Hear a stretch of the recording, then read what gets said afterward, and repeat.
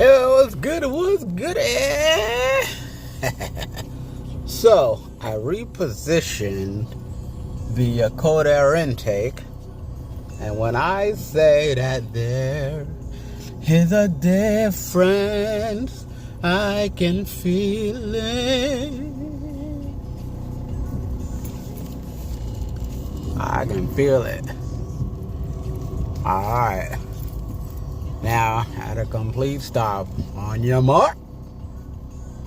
And then the acceleration for this is so beautiful. So beautiful. Now, y'all look. I'm about to go. Y'all see it, right?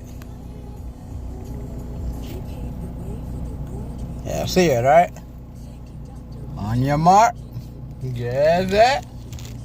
Go!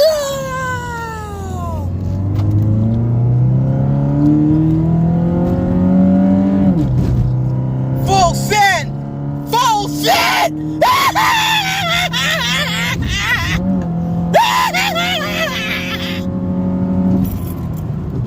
Alright. Pressing on the brakes, 'cause I'm coming to a stop sign.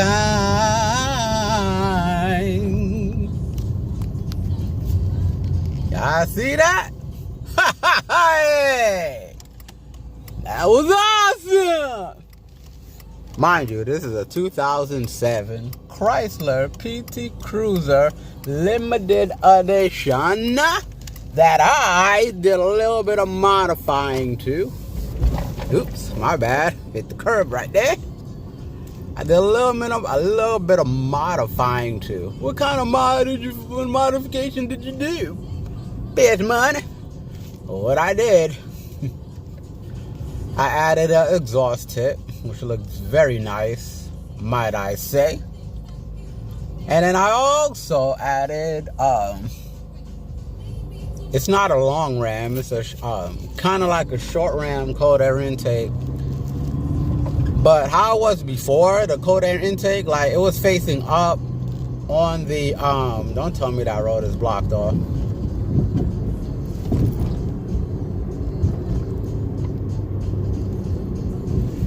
It was facing upwards, like, well, facing straight. It was facing straight, and it was kind of sitting on the battery, honestly. It was kind of sitting on the battery.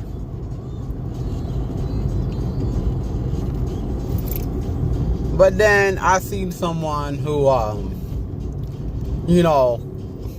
purple right there, so I can't do full send. Not on this block. Popo right there, boy. So that was a little Mexico that I did that full send on, and man, was it awesome. The acceleration is so, man, I'm telling you, that cold air intake, it definitely increases your acceleration. It gives you 3 to 5 horsepower to whatever your engine already got. Why? Because you're adding more air. You're adding a whole lot more air to your engine. A whole lot more air to your engine. So when the stock airbox was on the car, before I took it out, when the stock airbox was on the car, when I first got the car, I did the same thing, and it accelerated, but it wasn't the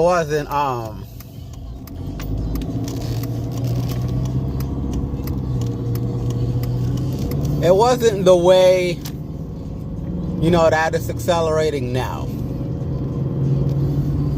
So before it would accelerate, normal, like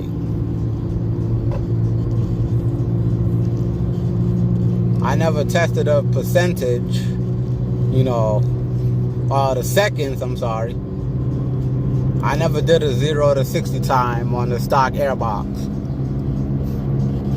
But I tell you this, as soon as I installed this cold air intake and I put the correct filter on it, the correct cold air intake filter, performance filter, I put that on it. And then when I finally, I got an idea from this guy named Ben. He does a lot of track time and, work on cars and stuff like that. I got an idea from him where on one of his cars, I think it was his Honda Civic hatchback that he did a case swap on. What are you doing? Canon camera, got you on camera.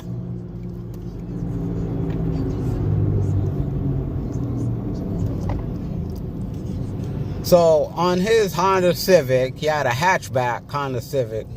I forgot what year.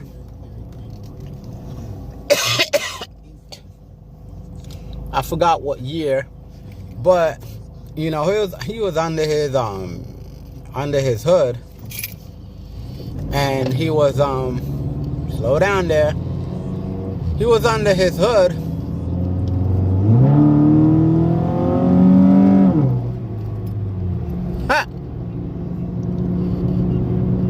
Because I know this guy was going to try to go over.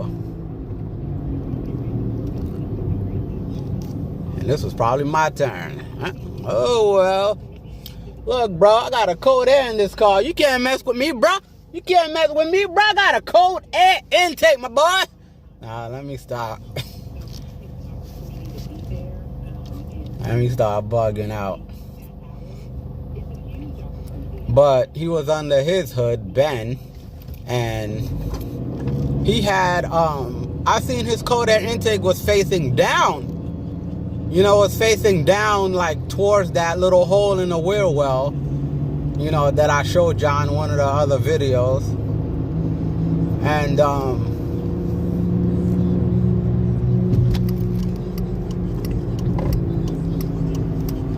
in one of the other videos,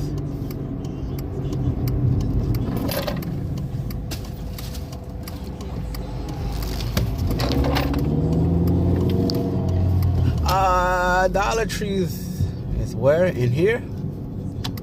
Dollar Tree in here. Nope. The next turn.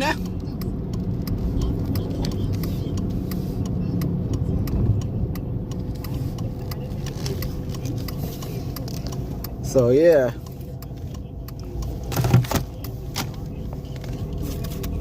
I seen him. He had his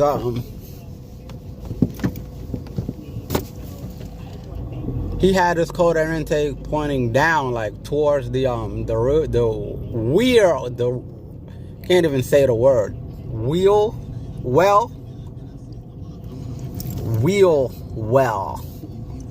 He had his thing pointing towards the wheel well. So I started saying to myself, hey.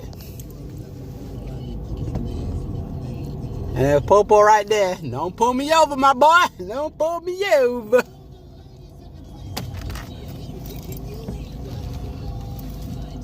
So then I started pondering, like, wait. He got his intake pointed down towards the wheel well.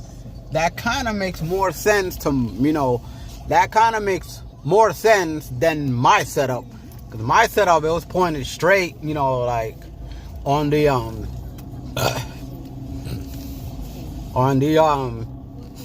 sitting on the battery. So I'm like, you know what? That does make a whole lot more sense. Having the intake pointing towards the wheel well. Because honestly, more air is coming in towards the wheel well. More air is coming in through there than where the battery is. So I said, you know what? That's what I finna do. I finna do some adjustment, make an adjustment And I'm going to, no matter, go park right here. I'm gonna make, an adjustment, and so I did. I made an adjustment.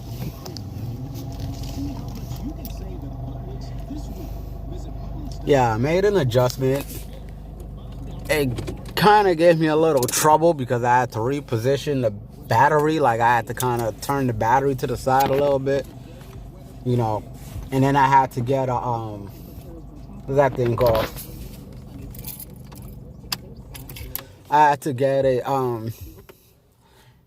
like a little curved pipe, a little curved short pipe, extension pipe, I don't know, whatever you call it. I had to get that, and I had to add it to the intake pipe. I had to add it to that, and I had to buy, another cufflink, and so I did. I brought the other cufflink.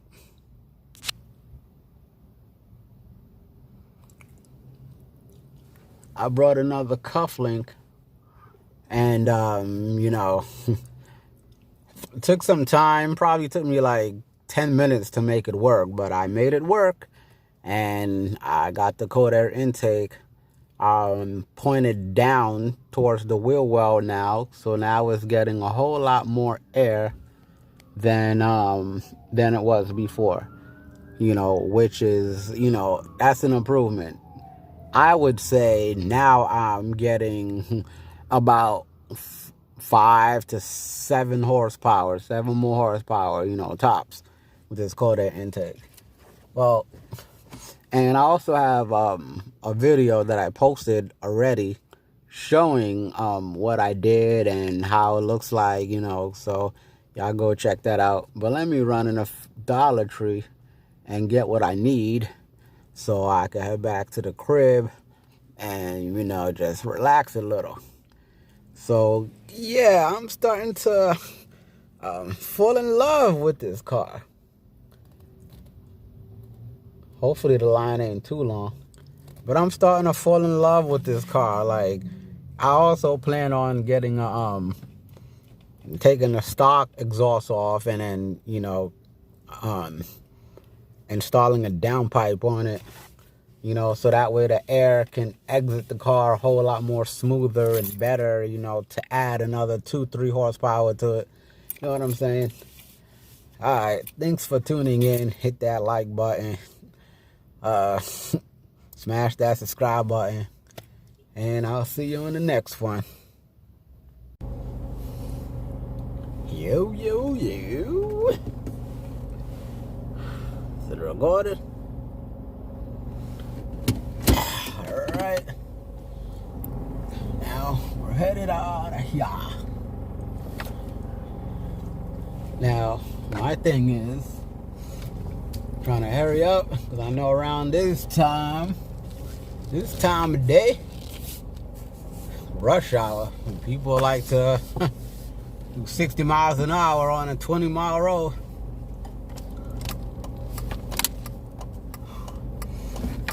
Now you asking me, didn't you just do the same thing? Well, what happened was, I did it in Mexico. Well, in Mexico, you could do that, 'cause it's safe.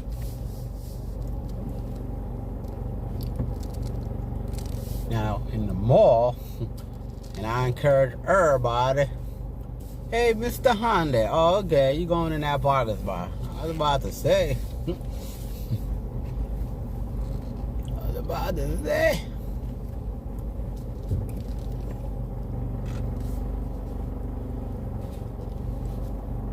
So yeah, when driving in the mall, you gotta drive slow.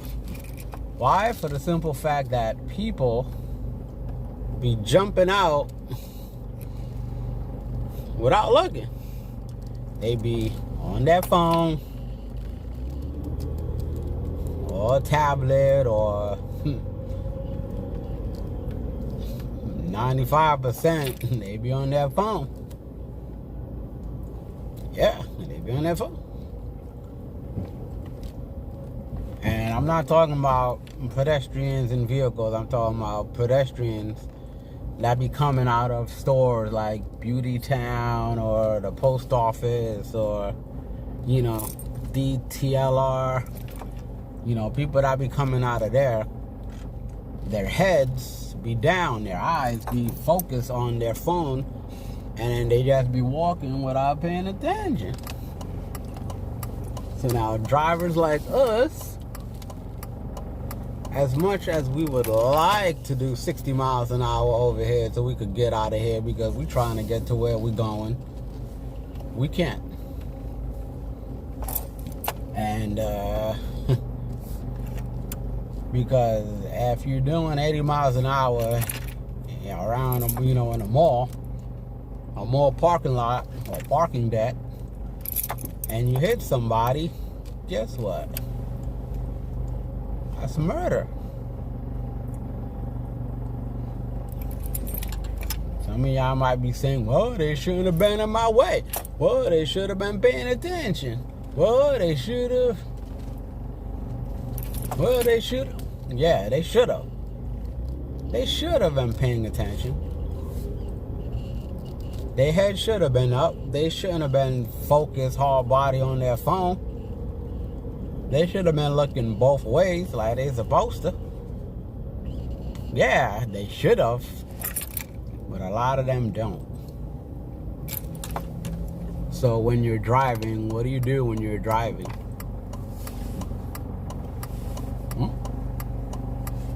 What do you do when you're driving? You don't only drive for you. You gotta drive for me. You gotta drive for that person right there. You gotta drive for that person who just ran the red light. You gotta drive for people who take chances. Like this truck right here. You gotta drive for everybody. Now, my cousin, my close cousin, he was taking his, his road test, or going to, he took his driving test, and the first time he took his driving test, that's not a Camaro, that's a Corvette.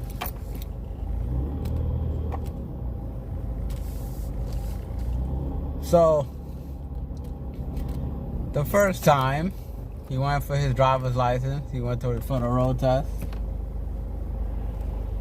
How the driving instructor is gonna tell him, oh, you can't drive for everybody, you only gotta drive for yourself. Like, what?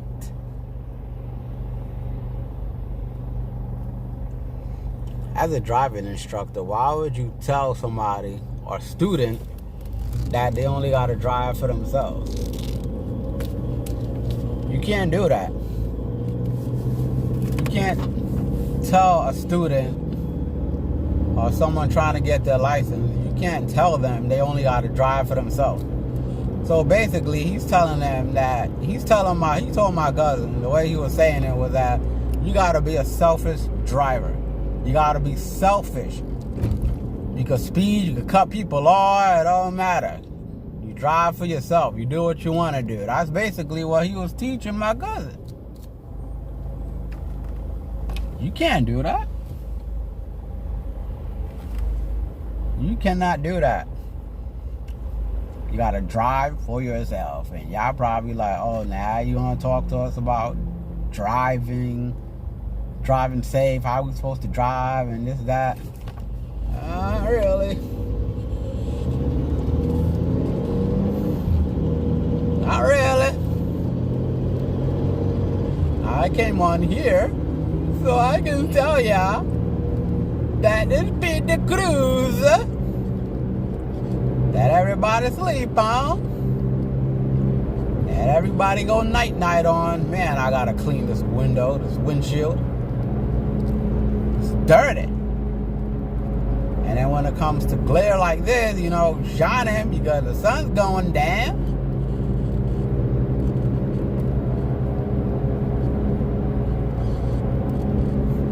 So yeah, I'm really don't do it, my boy.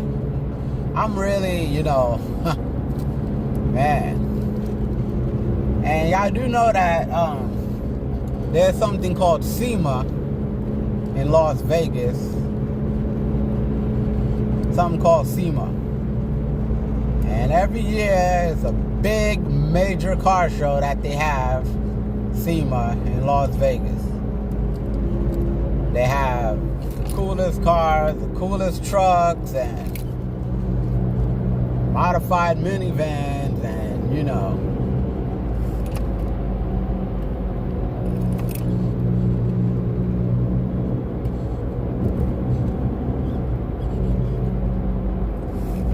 So yeah, if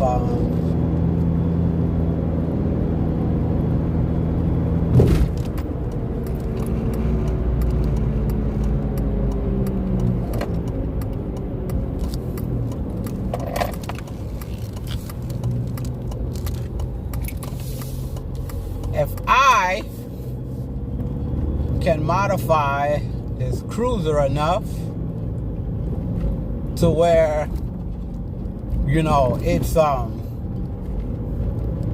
know, I can enter it into SEMA, then how cool would that be?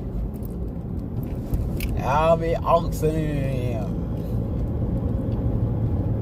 But even if I don't modify it, you know, let's say enough or on time, or you know, to enter it into SEMA, I still would like to go to SEMA, because SEMA is literally the Super Bowl of the automotive world.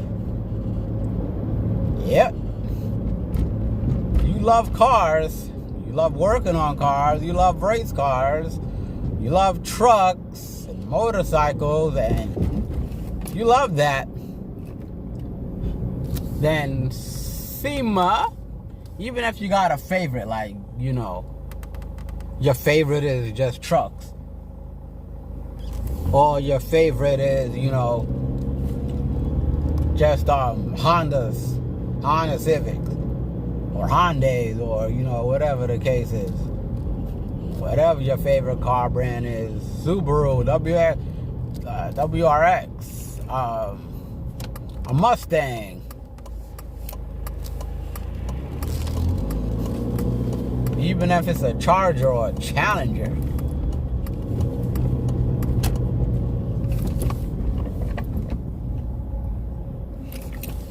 Even if it's a Charger or a Challenger, your favorite car, Porsche, Lamborghini.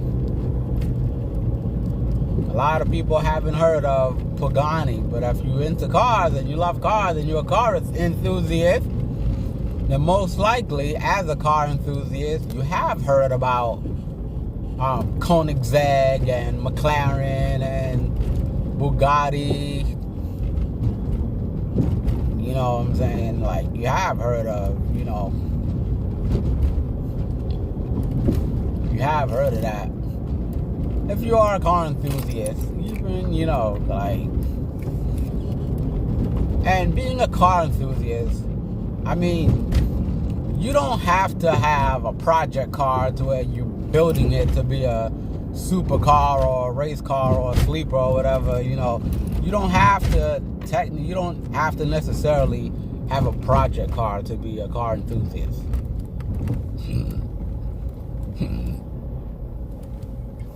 You don't necessarily have to take your daily driver. I mean, you can. It'll be fun. But you don't necessarily have to take your daily to, you know, to time attack or stuff like that. You know what I'm saying? You could be a car enthusiast and not have a project car.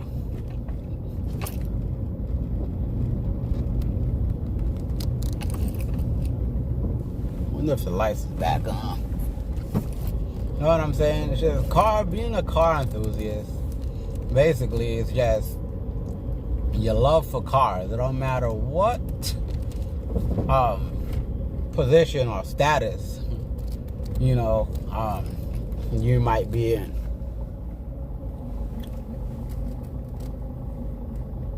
You could not even own a car. You could not even have a car or not even have a driver's license. You could be riding a bicycle. You could be taking a bus.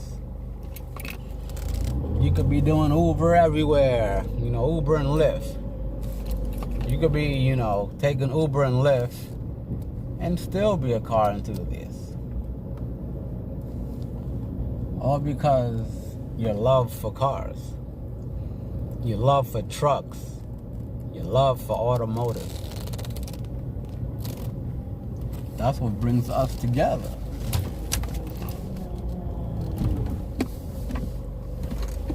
In the car community, that's what brings us together. Our love for automotive. Inline 4, V6, inline 6, V8, V12. You know what I'm saying? Just the love that we all have.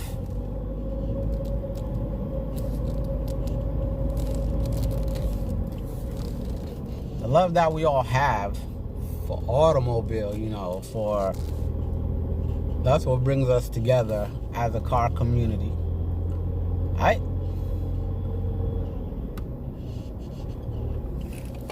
So if you don't own a driver's license, don't matter what your age is, you could be age 5 or you could be age 105. It don't matter. As long as you have a passion for automobiles, cars, trucks, jeeps, vans, motorcycles, you know, as long as you have a passion for that, you are a car enthusiast. And I want to welcome you. You may be new, you may be old.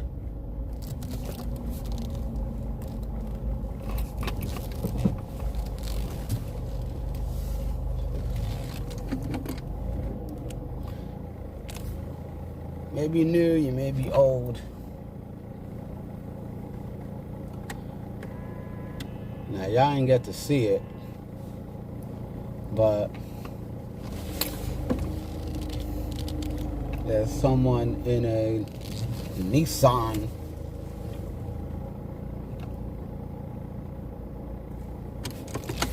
looks like a Nissan Rogue who came flying in.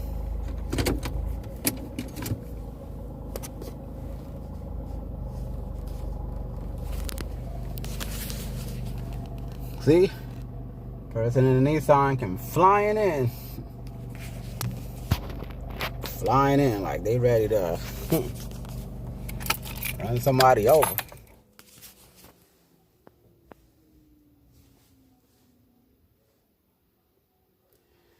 Anyway, that ain't my business, right?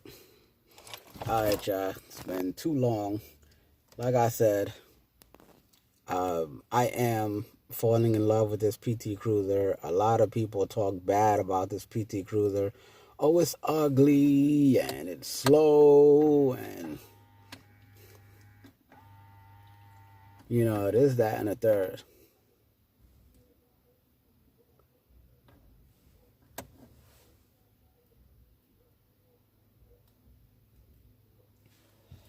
But here to let you know, you're wrong.